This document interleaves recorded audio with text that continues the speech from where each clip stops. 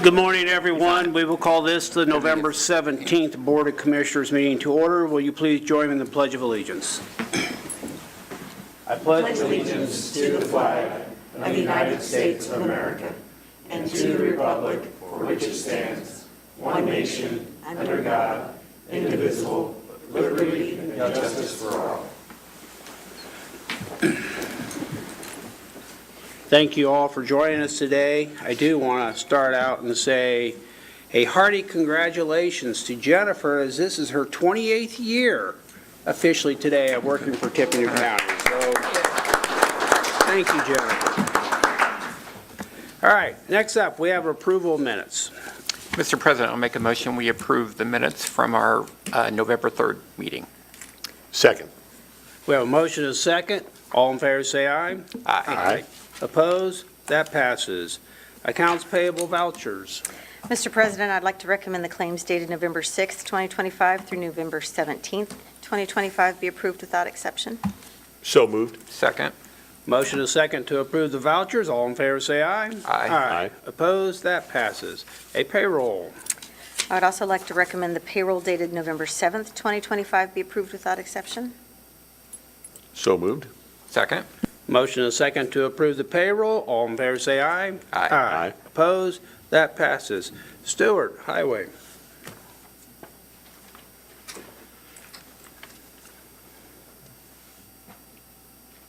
Light came on all by itself. It's magic. Yes. Good morning. We have 3 openings in an ordinance. The first being fuel bids. So the first fuel bid we have looks like from Keystone Cooperative. Stu tells me these are in a variety of numbers, so I'm not entirely sure if I can get any bottom line numbers here, but we'll just go with the unleaded gasoline to, well, the highway garage or the sheriff's, $1.9741 per gallon. Diesel is at 2.7019 per gallon. And then I guess there's, do you want all of these? Well, let's just go. Winter blend diesel, 2.7219 per gallon. Regular unleaded, 2.1741 per gallon. Premium road grade diesel, 2.9019 per gallon. And winter blend diesel, 2.9219 per gallon. And then Atlantic Petroleum. All of these are rack price-based markup, so that we have to take them under advisement, look at the volumes.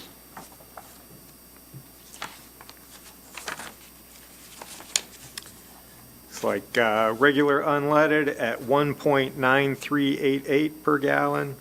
Premium road grade diesel, 2.5006 per gallon. Winter blend diesel, 2.4112 per gallon. Regular unleaded, 2.113 per gallon. Premium road grade diesel delivered via tank wagon, 2.6731 per gallon. Winter blend diesel delivered via tank wagon, 2.5837 per gallon. And the third one from Newton Oil.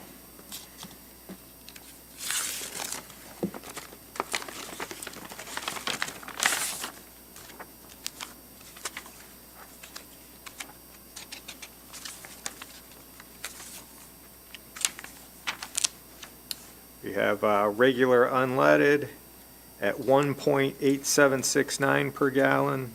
Premium road grade diesel, 2.6111 per gallon. Winter blend diesel, 2.6411 per gallon. Regular unleaded, 2.0369 per gallon. Premium road grade diesel, 2.7411 per gallon. Winter blend diesel, 2.7711 per gallon. Is that it? I think that's all the fuel ones. The other ones we think we have sorted correctly, so hopefully none of the fuel are in the next bid documents. Mr. President, I'll make a motion, we take the 2026 gasoline and diesel fuel bids under advisement. Second.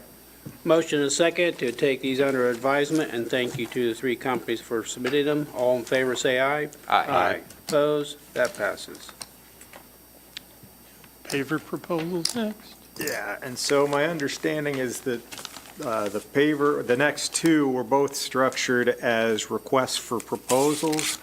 And the request for proposal process says that you're supposed to open them in a manner that doesn't reveal the, basically the substance to other proposers during the process of negotiation.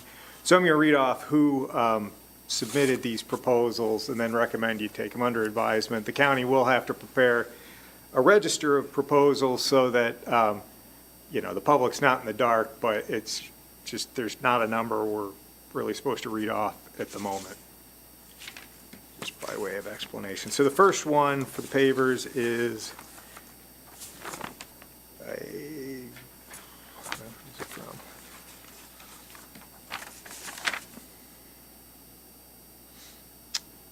A bid from McAllister Machinery Company. Or, is it a bid? Proposal from McAllister Machinery. And we have a second one from Brandeis Machinery. Doug, I'm sorry, what was the name again? Brandeis.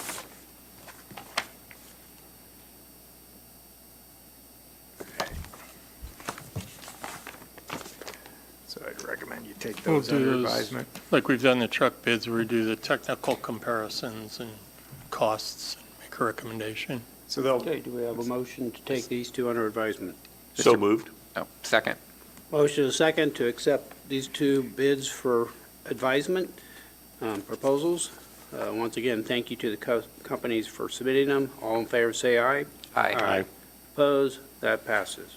Now dump truck proposals. and so it's the same deal. So they'll prepare a register of proposals and a recommendation for you. The first one here is from McMahon Truck Center.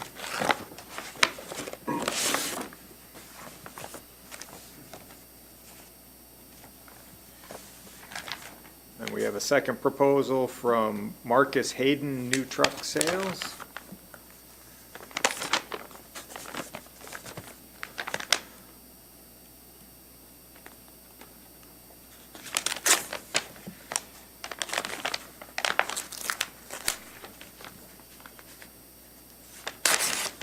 There we go.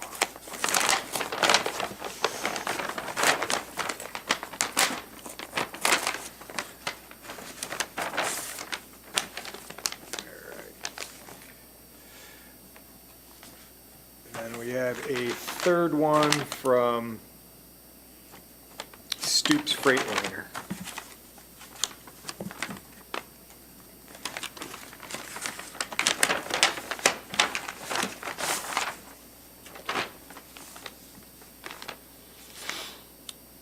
All right, so I'd recommend you take those under advisement. So moved. Second. Motion and second to take these three proposals under advisement. Once again, thank you to the companies. All in favor, say aye.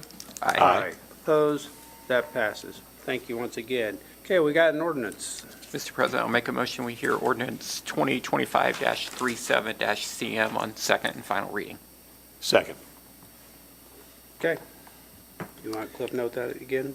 Sure. As we discussed the last time, the primary motivator for this ordinance was to put the permit and bond requirements for construction of new sidewalks into an ordinance. I think it'd been just through cooperation between the highway department and the developers in the past, and we pretty much model the Lafayette structure where we could, and then they'll also incorporate standards set by the Department of Transportation standards. We also modeled the Lafayette version in the provisions that require sidewalks to be kept clean and snow and ice removal and repair by owners. It also gives a mechanism by which you can implement the repairs on your own and charge it back to the owner if they don't take care of it themselves. Thank you. Have you had any response from the citizens since our last reading? We've gotten no inquiries. It's basically a codification of the policy that's been in place. It hasn't drawn much attention. Okay. Is there anyone in the audience who'd like to speak in favor or oppose this ordinance? See no one. Jennifer? Murtaugh, Yes. Byers, Yes. Brown. Yes. Ordinance 2025-37CM passes 3-0 on second and final reading. Thank you. Thank you. Mr. President, I'll make a motion, we hear ordinance 2025-40-CM, amending building code fee schedule on first reading. Second. Okay, Bill? Morning. Today in front of you should be a proposal to do an increase in our permitting fees. As you can see, it's been like 2019 since last time they were visited.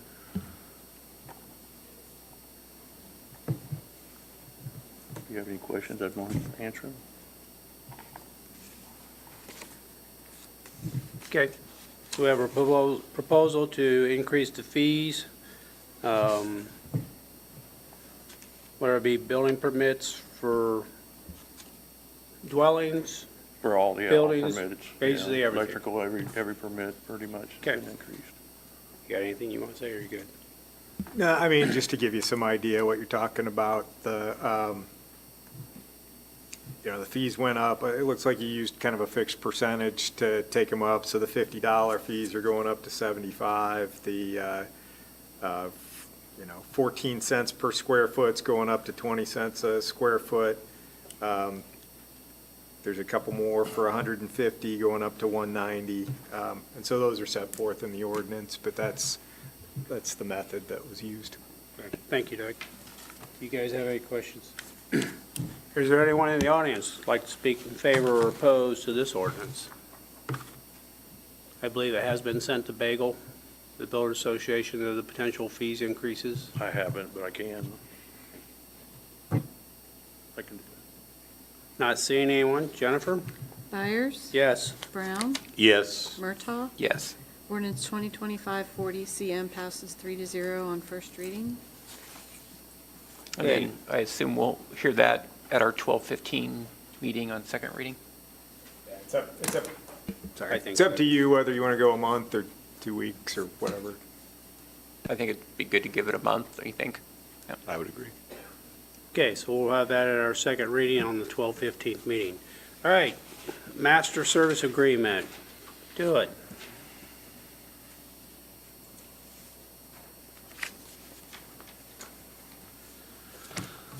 This is a master service agreement with Tech Systems. This is basically just the terms and conditions that if we would need to use them for any of our projects in the future, a big bulk of the paperwork's out of the way. There aren't any fee schedules or anything like that in this. Those would be determined at the time of the project and then come before you for that. And the agreement's good for how long? I didn't see any kind of limitation on it. Let me see. I mean, it doesn't really kick in until, you don't have a statement of work that goes with it, so this is,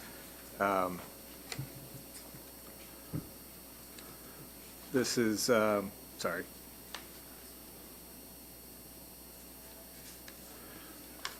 So this is, it lays the groundwork, there's 60, you can terminate it on 60 days' notice, so, so I don't know that it has a specific term, but you can get out of it pretty fast.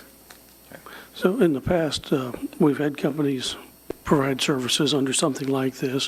One example was the phone system 15, 20 years ago, where we didn't have the technical expertise on the back end of the phone, so we brought them in to handle that installation part, the previous company. So that's something that would happen here if we don't have the expertise and something some project we want to move forward with, we could bring them in.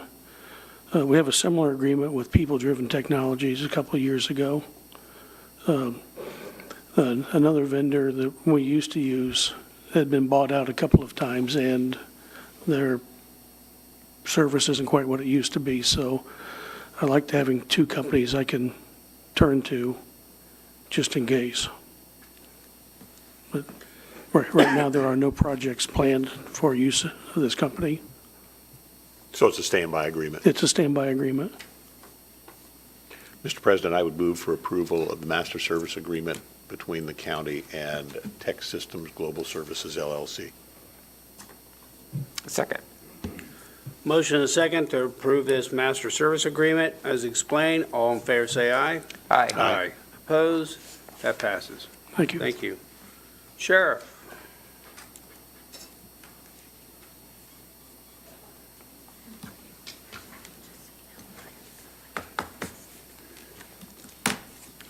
Good morning. Morning. So Doug's looked over this contract several times with Guardian RFID, and what it is, it's a program we can put in the jail where the inmates will have a wristband that has their picture and a barcode on it, and you can scan it. It tracks their movement. It doesn't. We would track their movement within the facility or when they go outside the facility, and then you can download all of that and see where they are instead of writing it on a piece of paper or putting it on an Excel sheet. It should just help us with holding ourselves more accountable. It's just something we should have probably had many, many years ago, but technology is always changing. This is something that's been around for many years. The team's really impressed with it compared to other programs, but this is something I think that'll make us better. So it's $20,749.86 for year one. Yep. Is that correct? And $13,495.50 Yeah. for year 2 through 6. And if you want to pay for it, I'm kidding. We're Yeah. paying for it out of commissary. Okay. Mr. President, I'll make a motion, we approve the contract with Guardian RFID. Second? Motion and second to approve this contract as presented. All in favor, say aye. Aye. Opposed? That passes. Thank you. 6, 7. 6, 7, yeah. By the way, nobody was actually written a ticket for anybody that thinks they were. It was all a joke. We can All calm for down. fun. It was all in fun. Most adults are just still trying to figure out what it means, actually. The kids will say, it means nothing. It means nothing. I got approached at a restaurant Friday night, and a kid did it. It was hilarious. We all had a good laugh out of it. On a Great scale work. of 1 to 10, where are you? 6, 7. All right, under grants. Looks like, Paula, you're handling this. Yes, sir. Mr. President, we'd like permission to apply for a grant for Do It. It's a SEED grant, which is Sewing Enriched and Enhanced Data Sets. The grant is to assist with improving key data sets for state records and local GIS, improving administrative boundaries, police, fire, EMS boundaries, and conducting, I have no idea what this is, MSAG and ALI GIS reconciliation. Kent, do you want to explain what that is?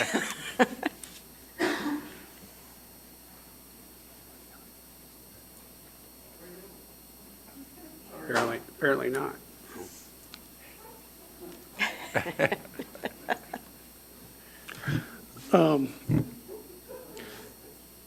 MSAG is, actually, I don't remember. We just call it MSAG. But basically, we're going to use this to clean up the data on the public safety side of our CAD system. IMSAG is the system and the process by which you're verifying mapping for 911. There we go. It's important. Yeah. Thank you. Do we have a motion? So moved. Second. Okay, motion is second to grant permission to apply as stated. All in favor, say aye. Aye. Aye. Opposed? That passes. Now we also have a service agreement. Yes, Mr. President, we'd like a service agreement contract for community corrections with Health Call for calendar platform to share among the TROSC agencies, which is Tippecanoe County Regional Opioid Settlement Community Committee, or agencies and service providers. Mr. President, I'll make a motion, we approve the service agreement contract as stated. Second. Motion and second to approve this service agreement contract. All in favor, say aye. Aye. Aye. Opposed? That passes. Any unfinished or new business need to come before the commissioners? Reports on file. We have from the Central Mail, accounts payable duplications, clerk of the circuit court, coroner's office, Humane Society of Greater Lafayette, Rural Transportation Quarterly Report, Tipmont/Wintech, Tippecanoe County Public Library, Treasurer, and the Wabash River Heritage Corridor Commission. These reports will be in the Commissioner's office for public viewing. Is there any public comment?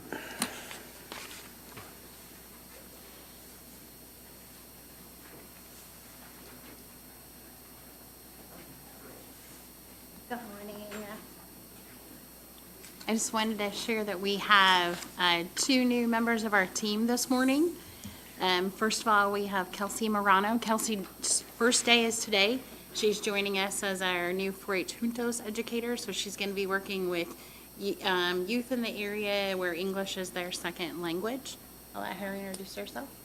Good morning, thank you. My name is Kelsey Moreno. My background is in education. I was a Spanish teacher for 8 years, and then I spent 2 years at Purdue in the admission office working with the Juntos program. So now I'm excited to be on this side. Welcome. And then also, we have another familiar face, Will Walls, was an intern with us this past summer. He has joined our team as the official second 4-H educator. And Will, is there anything you'd like to say?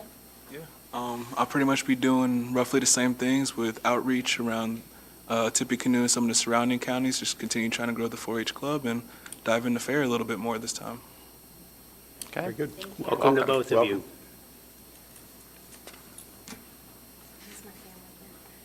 Am I getting fired?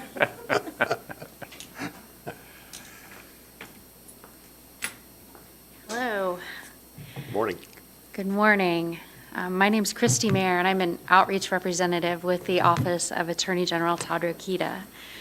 And I'm glad to be here this morning. I'm sure you know our office is the official law firm for the state of Indiana. But there are several pieces that we're involved with that sometimes people don't know.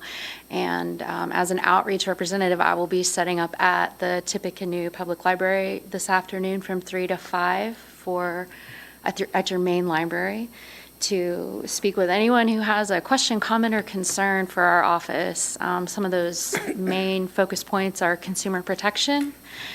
We,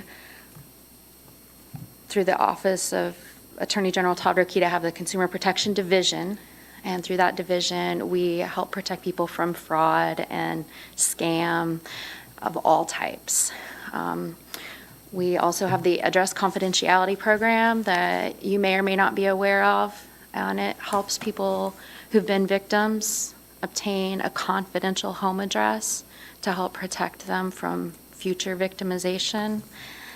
And one thing you may have heard about is our unclaimed property program. If you haven't checked your unclaimed property yet, I encourage you to do that. Check your own name on there, check for your friends. You may have money that belongs to you anyway, just waiting for you to get back in touch with it and put it in your own pocket. So if you have any questions for me, I'll be here for a little while and then at the library this afternoon. Thank you. Thank you. Thank you. Thank you. Any other public comment? I think next up is Kathy Gross. If she may be out in the hallway, and she brought a guest, so we're going to turn things over to Kathy now. Good morning. It is my extreme honor to introduce Ben Merida, the Indiana ADA Title VI Coordinators Association President and Clerk Treasurer of Martinsville, as well as Paula Bennett's family, as we present her with this gratitude and this award. So anyway, thank you. As you can tell, I really wasn't prepared to speak, but Ben is. Kathy's a much better speaker than I am, but thank you for having us. As Kathy said, we're here on behalf of the AIM Association of Cities and Towns and the ADA Title VI Coordinators Association. I have a short statement that I'd like to read. I'm going to read this so I don't mess this up. So, Paula Bennett has proudly served Tippecanoe County government for more than 26 years, bringing dedication, professionalism, and a heart for public service to every role. Since January of 2015, she has been the executive assistant to 3 county commissioners, providing high-level administrative support and ensuring the smooth operation of county government. In addition to her primary role, Paula serves as the county's ADA and Title VI coordinator, public information officer, and social media coordinator, reflecting her diverse expertise and unwavering commitment to accessibility, communication, and community engagement. Her career with Tippecanoe County began in youth services with Juvenile Alternatives, followed by nearly 15 years as the financial secretary at the Tippecanoe County Sheriff's Office, where she supported 3 different administrations before transferring to the Commissioner's Office. Paula is a certified ADA coordinator, having earned her ACT-CP certificate through the University of Missouri and the Great Plains ADA Center. Beyond Tippecanoe County, Paula's leadership extends statewide. As Vice President of the Indiana ADA Title VI Coordinators Association, she plays a pivotal role in shaping best practices, mentoring peers, and advancing accessibility and equity across Indiana. Her influence ensures that communities throughout the state benefit from stronger compliance, clearer communication, and more inclusive public services. Paula's dedication to upholding ADA and Title VI standards has made a lasting impact on both local and statewide levels. Her tireless efforts exemplify the very best of public service, and it's with great pride that we recognize Paula Bennett as the ADA Title VI Coordinator of the Year. Paula, if you would come forward.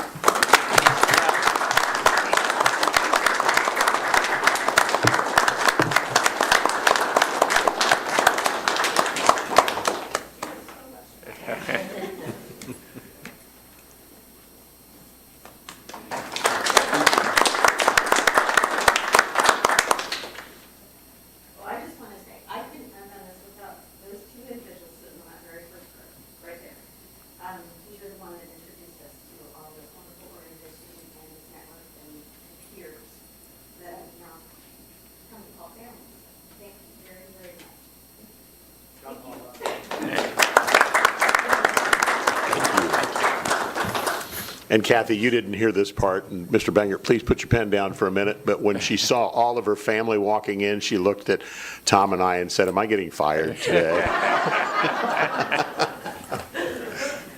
Thank you. Thank you. all Thank- for your time and support. Thank you.